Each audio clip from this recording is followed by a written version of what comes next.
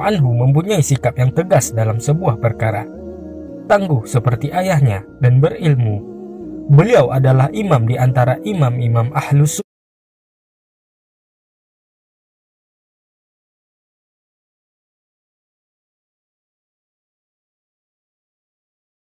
Sunnah yang kedudukannya mulia di sisi Rasulullah. Rasulullah Shallallahu Alaihi Wasallam bersabda,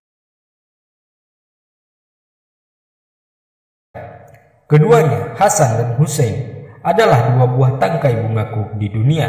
Riwayat Al-Bukhari. Imam Az-Zahabi rahimahullah juga membawakan riwayat dari Ummu Salamah radhiyallahu anha. Ia berkata, sesungguhnya Nabi Shallallahu Alaihi Wasallam menyelimuti Ali, Fatimah, serta keduanya, Hasan dan Husain, dengan sebuah selimut. Kemudian beliau bersabda, ya Allah, mereka adalah ahli bait putriku dan kesayanganku. Ya Allah, hilangkanlah kotoran dari mereka dan sucikanlah mereka dengan sesuci-sucinya. Aku, Ummu Salamah, bertanya, apakah aku termasuk mereka? Beliau menjawab, sesungguhnya engkau menuju kepada kebaikan. Di hadis lain, Rasulullah Shallallahu Alaihi Wasallam bersabda, Husain termasuk bagian dariku dan aku termasuk bagian darinya.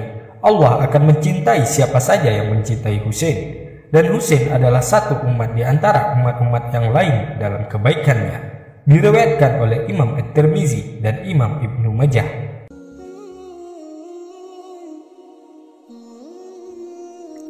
Inilah beberapa kemuliaan Husain radhiyallahu anhu yang mewajibkan kita mencintainya, namun tidaklah berlebihan sehingga kita melupakan orang-orang mulia lainnya seperti para sahabat Abu Bakar, Umar, Utsman, dan Ali radhiyallahu anhu yang sudah banyak dalil tentang kemuliaan mereka.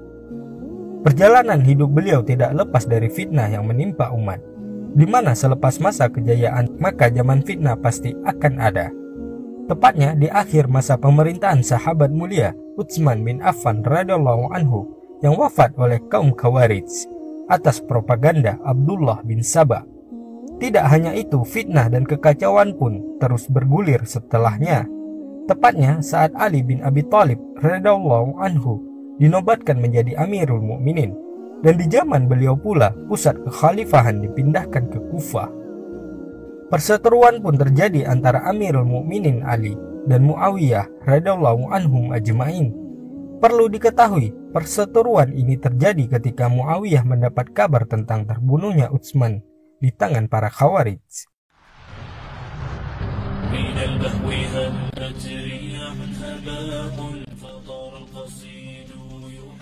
Dan Muawiyah meminta kepada Amirul Mukminin Ali untuk mencari pelaku dan mengkisos mereka.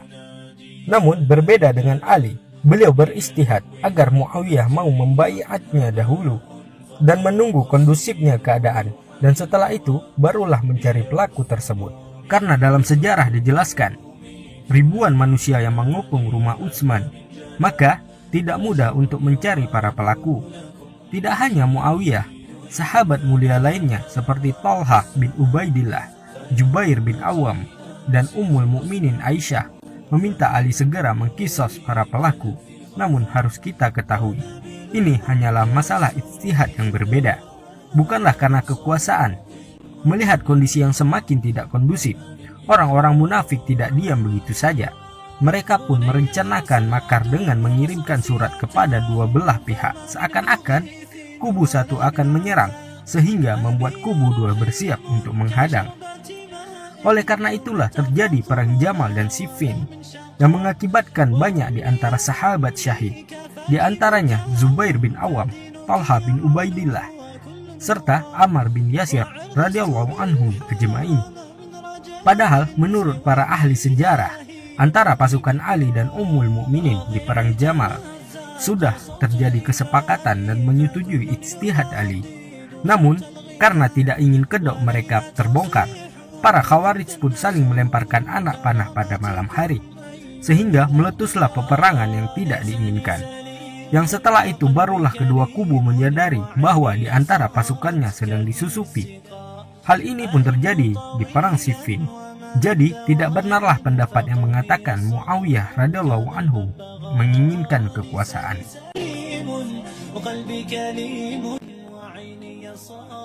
Hal ini dibuktikan sebelum terjadinya pertempuran. Kaisar Romawi pernah mengirimkan surat yang berisikan dukungan untuk membantu Muawiyah melawan Ali. Namun, tahukah Anda balasan surat tersebut? Muawiyah membalas surat tersebut, "Dua saudara yang sedang berseteru, apa urusanmu ikut campur? Jika engkau mau, akan kukirimkan pasukan yang awalnya berdiri di hadapanmu dan akhirnya berdiri di hadapanku, dan akan kubawa kepalamu ke hadapan." Aku seneng banget deh, karena hari ini hari pertama kuliahku. Wah, good luck ya, Be. Ali. Beginilah semestinya sikap seorang muslim. Meskipun kita sedang diadu domba, semestinya kita tetap mencintai sesama muslim dan mendoakan pemimpin kita agar Allah menjaga beliau dan memberinya hidayah.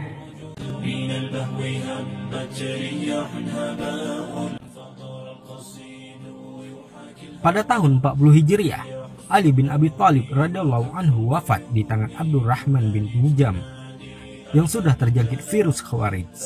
Selanjutnya, atas pertimbangan para sahabat, maka kekhalifahan pun diserahkan kepada anak beliau, Hasan. Dalam sejarah dijelaskan pula, para penduduk Kufah menyarankan agar Hasan menyiapkan pasukan besar untuk menyerang pasukan Muawiyah di Syam. Padahal beliau tidak ingin melakukannya. Atas desakan tersebut, maka berkumpullah pasukan besar, sehingga dalam sejarah dijelaskan, Amr bin As radhiyallahu anhu berkata, seandainya pasukan itu menghancurkan sebuah gunung, maka mereka dapat melakukannya.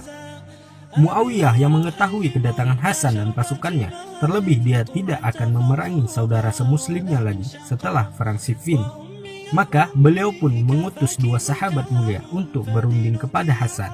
Mereka bernama Abdurrahman bin Samurah dan Abdullah bin Amr. Di sisi lain, Hasan yang dalam perjalanan menuju Syam di antara pasukannya berkata, apakah kita akan memerangi saudara kita sendiri? Padahal sejatinya merekalah yang memaksa Hasan untuk keluar berperang. Hal inilah yang membuat Hasan menyadari siapa penduduk Kufah. Singkat cerita, setelah bertemu dua juru runding dari Muawiyah, Hasan pun beristihad untuk menyerahkan kekhalifahan kepada satu pemimpin dan demi kedamaian kaum muslimin. Maka kekhalifahan pun diserahkan kepada Muawiyah radhiyallahu anhu dengan syarat jikalau Muawiyah wafat, maka tampuk kepemimpinan diserahkan kepada jamaah muslimin dan mengizinkan Hasan dan keluarganya untuk pergi ke Madinah. Meski mendapat pertentangan dari kalangan penduduk Kufah hingga saudaranya, tetapi Hasan tidak terusik dengan hal tersebut, karena semua itu ia lakukan demi darah kaum muslimin dan kembalinya kejayaan Islam dalam satu komando kepemimpinan.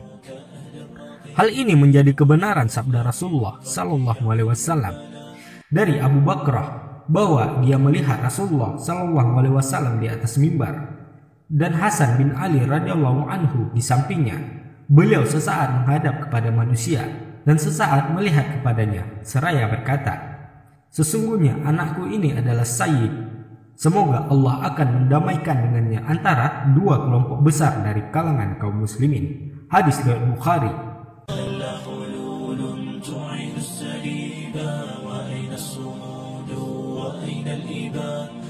Dan berakhirlah perseteruan antara kaum muslimin yang selama ini terjadi, hingga terbitlah kedamaian atas pertolongan Allah Subhanahu wa Ta'ala lewat hambanya Hasan radhiyallahu anhu.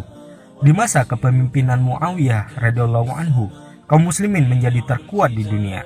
Kejayaan dan perekonomian meningkat.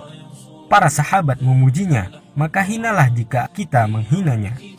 Hasan wafat di Madinah.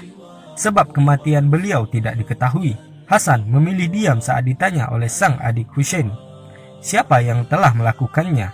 Oleh karena itu, tidak pantaslah kita menuduh istrinya yang meracuninya, sedangkan para ulama bersikap diam.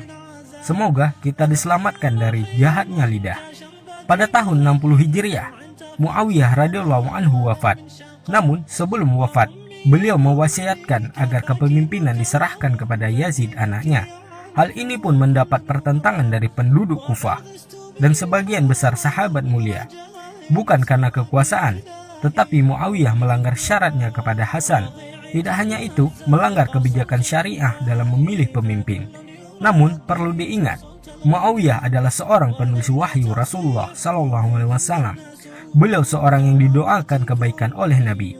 Jadi tidaklah kesalahan tersebut menghapus kemuliaannya di mata kita yang tidak ada apa-apanya dibandingkan sahabat. Dari Abu Sa'id Al-Khudri radhiyallahu anhu, beliau berkata, Rasulullah sallallahu alaihi wasallam telah bersabda, "Janganlah kalian mencela sahabat-sahabatku. Seandainya salah seorang dari kalian berinfak emas seperti gunung Uhud, tidak akan menyamai suatu mud infak salah satu dari mereka, dan tidak pula setengahnya." Hadis riwayat Bukhari Muslim. Ketidaksukaan penduduk Kufah kepada Yazid membuat mereka menuliskan surat kepada Husain, karena mereka tahu bahwa Husain belum membaiat Yazid agar menjadi khalifah. Awalnya Husain tidak peduli hal tersebut karena beliau faham watak penduduk Kufah. Namun semakin hari surat tersebut semakin banyak. Dalam sejarah dijelaskan sampai 20.000 bahkan 80.000 surat yang menyatakan baiatnya kepada cucu Rasulullah Sallallahu Alaihi Wasallam itu. Namun Husain tidak langsung berangkat. Beliau mengutus anak pamannya Muslim bin Aqil untuk mengecek kepastian tersebut. Berangkatlah Muslim bin Aqil ke Kufah. Sesampai di sana, beliau disambut bahagia oleh penduduk Kufah dan berdiam di kediaman rumah Hani bin Urwah. Berita ini pun sampai ke telinga Yazid, sehingga Yazid mengutus gubernur di Basrah untuk menggantikan posisi gubernur sebelumnya di Kufah, dengan tugas mencegah hal yang tidak diinginkan terjadi. Dialah yang bernama Ubaidillah bin Ziyad. Di sisi lain, Muslim bin Aqil melihat keseriusan penduduk Kufah. Ia pun mengirimkan surat kepada Husain tentang keseriusan penduduk Kufah dan menyarankan Husain untuk segera datang ke Kufah. Di sisi lain, Ubaidillah bin Ziyad pun memainkan perannya. Dia memasang mata-mata. Ada yang menyebutkan bernama Muqil. Dia berpura-pura mendatangi Hani bin Urwah bahwa ia ingin membaiat Husain. Hani bin Urwah pun terperdaya oleh sikapnya hingga ia pun mengajaknya ke rumahnya untuk menjumpai Muslim bin Aqil. Tidak lama setelah itu, Ubaidillah bin Ziyad memanggil Hani bin Urwah untuk menghadapkannya dan menanyakan perihal Muslim bin Aqil. Hani bin Urwah tetap menutupi keberadaan tersebut hingga Ubaidillah bin Ziyad mendatangkan Muqil. Barulah Hani bin Urwah tidak dapat menyembunyikan rahasia tersebut. Ubaidillah pun berkata, "Wahai Hani, serahkan Muslim bin Aqil, maka urusanmu kepadaku selesai." Namun Hani menjawab, "Seandainya Muslim bin Aqil berada di bawah kakiku, lalu engkau menyuruhku mengangkatnya, maka aku tidak akan mengangkatnya." Akibatnya, Hani bin Urwah dipenjara.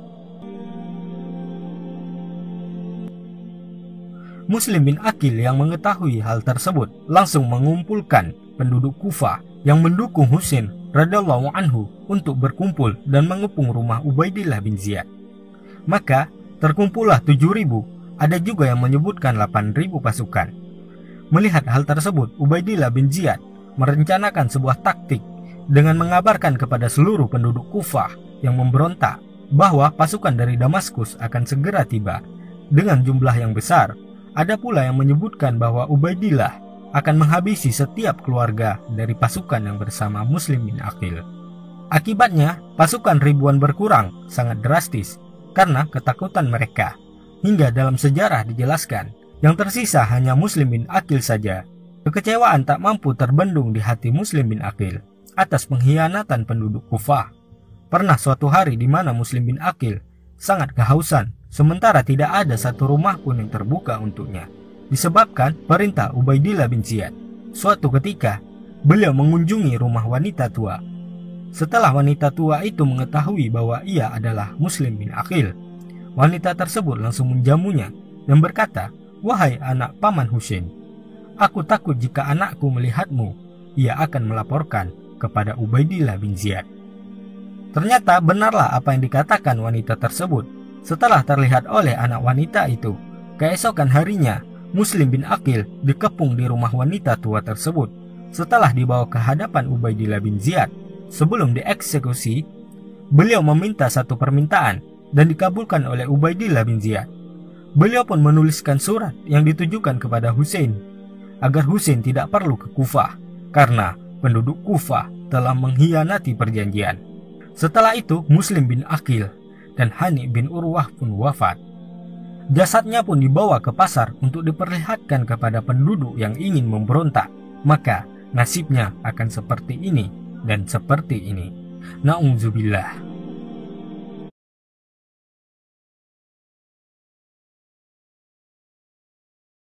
Ibadah. Cara ibadah di rumah aja pakai Gojek.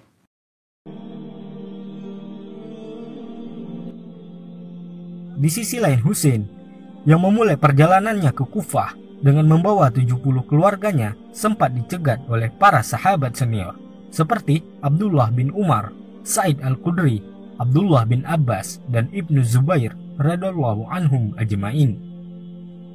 Mereka mengingatkan pengkhianatan penduduk Kufah terhadap ayah dan saudaranya dan takut akan terbunuhnya Husain, cucu Nabi Shallallahu Alaihi Wasallam. Namun dengan keyakinan dan ijtihadnya, Husain tetap melanjutkan perjalanan. Singkat cerita, di tengah perjalanan Husain berjumpa dengan seorang penyair yang bernama Farasdaq. Husain pun menanyakan kabar tentang penduduk Kufah.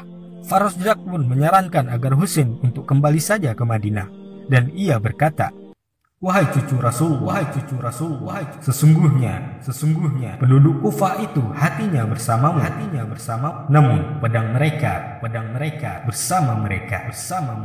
Yang artinya kecintaan kepada Husain kalah dengan hawa nafsunya.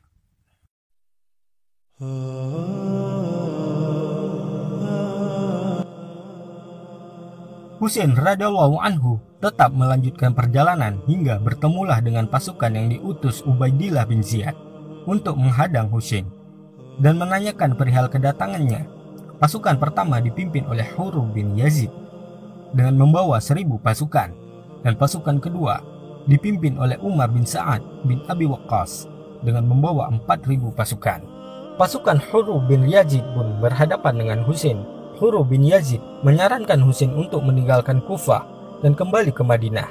Namun Husain menanyakan beberapa pertanyaan, di antaranya tentang buku yang ia bawa berisikan nama-nama penduduk Kufah yang ingin membaiatnya.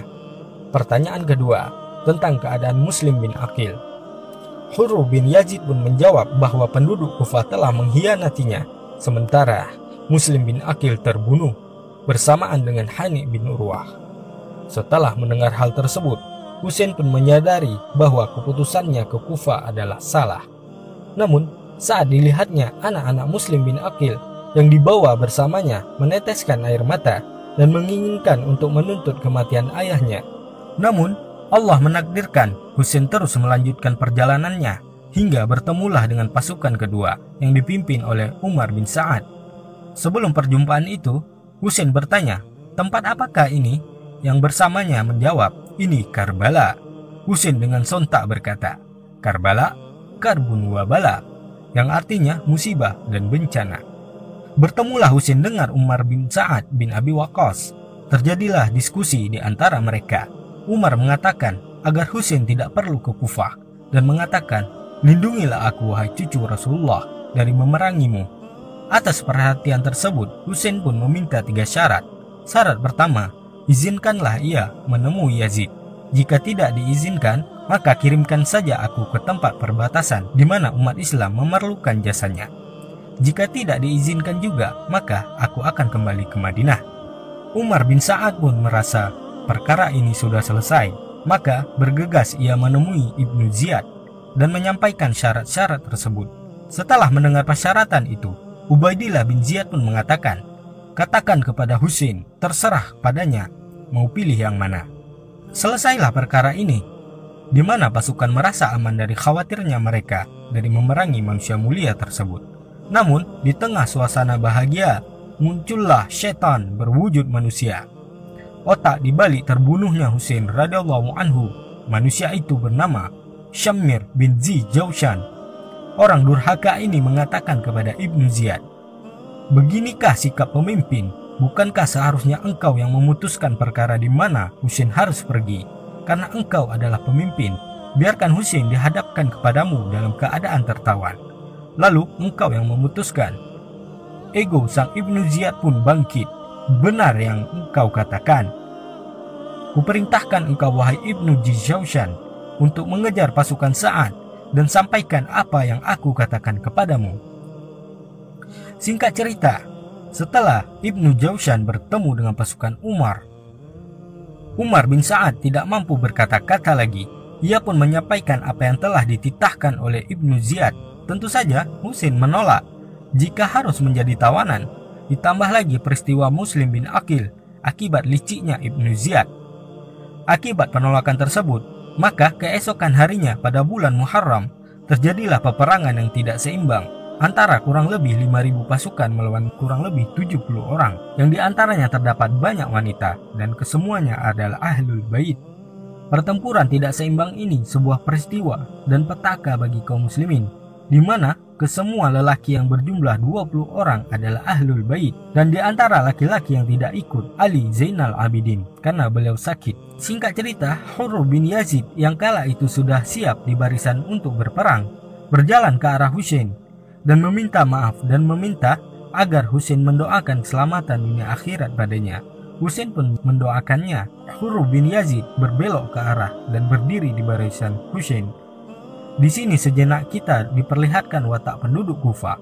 Saat hendak terjadi peperangan, Husain dengan suara keras mengatakan, "Bukankah kalian menyuruhku untuk datang ke Kufah dan kalian menginginkanku untuk memimpin kalian?"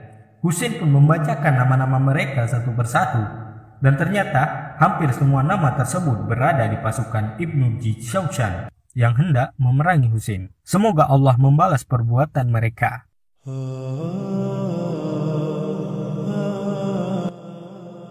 Singkat cerita, terjadilah peperangan tak seimbang ini. Jiwa demi jiwa pun tersungkur gugur. Hingga dalam sejarah dijelaskan, yang tersisa hanya Husain sendiri yang masih kokoh berdiri. Beliau dikelilingi ribuan pasukan Ibnu Jaushan yang tidak berani sedikit pun melontarkan pedang ke arah Husain, karena mereka takut jikalau nama mereka terkenang sebagai pembunuh Husain. Akibatnya, panglima mereka Ibnu Jaushan pun marah. Ia pun memerintahkan agar segera menyelesaikan Husain. Akibat dari desakan manusia itu, muncullah setan berwujud manusia yang selanjutnya, yang bernama Sunan bin Anas An-Nakai. Dialah orang pertama yang menebaskan pedangnya kepada Husain hingga tersungkur. Barulah prajurit lainnya berani. Setelah nafas mulai sesak, Syammir Ibnu Jaushan pun turun dari kuda dan langsung menebas kepala Husain dan ditaruh dalam bejana untuk dihadapkan kepada Ubaidillah bin Ziyad, hingga wafatlah manusia mulia pada hari Asyura, bulan Muharram 61 Hijriah.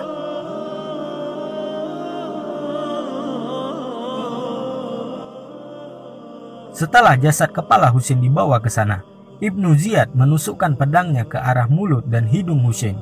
Melihat kejadian tersebut, Ibnu Abi Arqam dan Anas bin Malik radhiyallahu anhu menegur Ibnu Ziyad dengan mengatakan, "Hentikan tindakanmu itu. Sesungguhnya aku pernah melihat Rasulullah SAW mencium Husain." Ibnu Ziyad, manusia celaka ini, membalas perkataan itu, "Jika karena bukan aku melihat engkau sudah tua, niscaya akan kupukul engkau." Inilah yang sebenarnya terjadi dan murni kesalahan Ubaidillah bin Ziyad. Sementara Yazid bin Muawiyah tidak pernah memerintahkan pembunuhan tersebut karena sang ayah Muawiyah memerintahkannya untuk mencintai dan menyayangi Ahlul Bait Nabi SAW. Para muslimah yang ikut bersama Husain yang tidak ikut berperang dihadapkan kepada Ibnu Ziyad. Terdapat juga seorang lelaki yang kala itu pun hendak dihukum oleh Ibnu Ziyad, namun diselamatkan oleh para wanita di situ. Ialah termasuk yang selamat, yang bernama Ali bin Husain bin Ali bin Abi Thalib, atau lebih dikenal dengan gelar Ali Zainal Abidin, atau orang yang sangat banyak beribadah kepada Allah. Dikisahkan saat Ali Zainal Abidin singgah di Kufah, semua penduduk Kufah menangis meratapi peristiwa Husain. Ali Zainal Abidin pun mengatakan, "Hentikan tangisan kalian. Bukankah kalian yang telah mengkhianati kami Ahlul Bait Rasulullah SAW dan membunuh ayah kami?" Ada juga riwayat saat para wanita Kufah menangis dan menepuk dada hingga kepala mereka. Salah satu Ahlul Bait mengatakan, "Diamlah kalian wahai wanita Kufah. Kalian menangisi kami, sementara para lelaki kalianlah yang memerangi kami." Ibnu Katsir dalam Bidayah wa Nihayah menjelaskan keadaan Yazid bin Muawiyah. Ketika melihat keadaan tersebut, beliau menangis akan penyesalannya dan melaknat Ubaidillah bin Ziyad atas keputusan sepihaknya. Namun, kesalahan Yazid bin Muawiyah tidak mengkisos para pelaku tersebut. Hingga setelah kejadian tersebut, Yazid bin Muawiyah pun membuat keputusan untuk melindungi dan melayani dengan baik keturunan Rasulullah SAW yang masih ada. Tidak ada satu sahabat pun setelah kejadian tersebut yang melaknat Yazid bin Muawiyah, termasuk Muhammad bin Ali atau lebih dikenal Muhammad bin Hanafiyah yang tidak melaknat Yazid bin Muawiyah. Oleh karena itu, jagalah lisan kita dari perkara fitnah ini. Terlebih Yazid bin Muawiyah adalah panglima pertama yang diutus Muawiyah dalam ekspansinya ke negeri Konstantinopel, di mana Nabi SAW pernah mendoakan kebaikan kepada pasukan yang pertama memerangi Konstantinopel.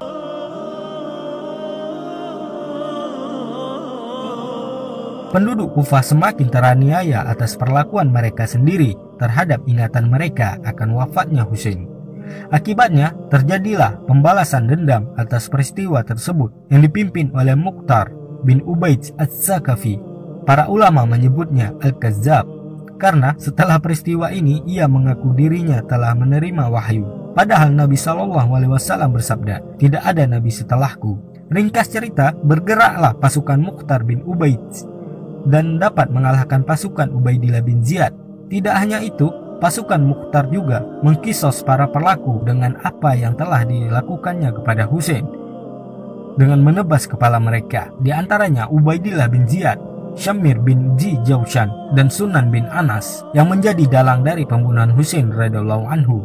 Setelah kejadian itu, sejarawan menjelaskan Mukhtar bin Ubaid mendatangi Karbala dan mengambil tanah-tanah itu lalu ditamparkan ke pipinya, ke kepalanya, dan ke dadanya.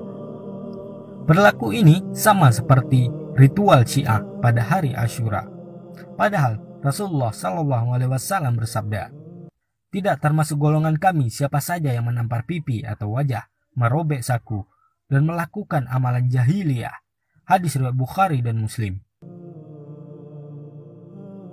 Inilah peristiwa petaka umat Islam dengan terzaliminya manusia mulia Husain radhiyallahu anhu. Namun tidaklah menjadikan kita terperdaya oleh syaitan sehingga kita berlebihan dalam hal-hal yang dapat meruntuhkan akidah kita. Jika Husain radhiyallahu anhu manusia mulia, ketua pemuda surga, harus dikenang dengan cara yang ekstrim atau berlebihan, tidakkah para nabi dan rasul yang terzalimi di masa Bani Israel lebih mulia? Bukankah Abu Bakar, Umar, Utsman, dan Ali radhiyallahu anhu ajma'in yang Rasulullah SAW memberi kabar sebagai manusia terbaik harus lebih dikenang, pikirkan, dan renungkanlah.